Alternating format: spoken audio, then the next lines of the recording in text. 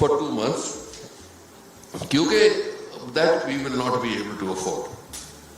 तो उन्होंने कहा ठीक है आप जाओ, we will support you. पर जब मैं इंडिया आने लगा तो बहुत सारे लोगों ने अब मुझे कांटेक्ट करने शुरू किया, कहीं भी थे दुनिया में और इंडिया में भी जो थे, कि we want to join Escorts Heart Institute, Escorts Heart Institute. तो आप जितने डॉक्टरों के नाम आप सुनते हैं वो शुरू वहीं से हुए थे.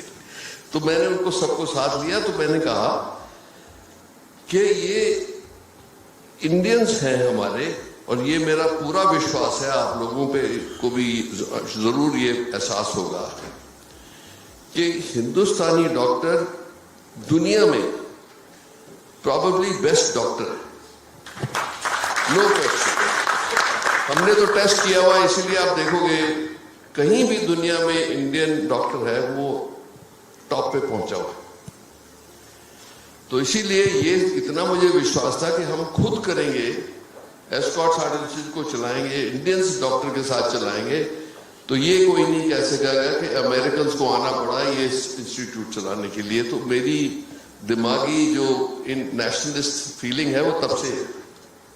तो मैंने कहा कोई आई सेड सॉरी, पर लोग तो नाराज हुए क्योंकि उनके लिए 2 महीने की बहुत अच्छी इंडिया का विजिट था, ये था. तो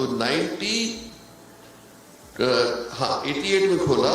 92 में जब हमने न्यूयॉर्क यूनिवर्सिटी जहां मैं था उनसे ज्यादा हार्ट सर्जरी शुरू करी, तब मैंने कॉन्फ्रेंस करी और उनको बुलाया सबको, वो 22 जनों को, कि आप आओ, जो आपने हेल्प करना था वो देख लो खुद आके. So that unfortunately was I think 2nd of December or 4th of December, Babri Masjid was demolished. So उस दिन बहुत turmoil हुआ, but anyway, we had a very good conference.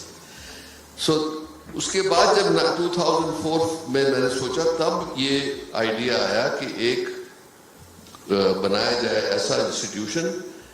तो उसको बनाने के लिए मतलब you have to have a sort of scale of 10,000 to 1,500 beds.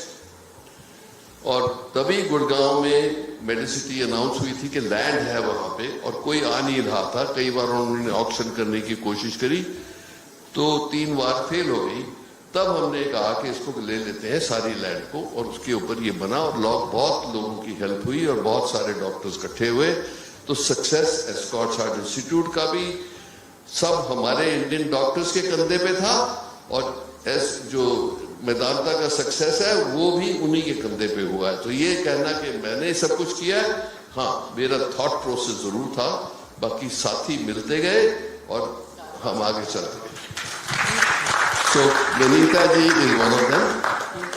She has gone a long way in her life from, I remember the first day she joined, and she is now one of the most accomplished electrophysiologist in the country, may be the word. But एक तो ये है कि ये there aren't many electrophysiologists in this world of your caliber or anybody anywhere. So बाकी बात बाद में करेंगे. Thank you so much, sir.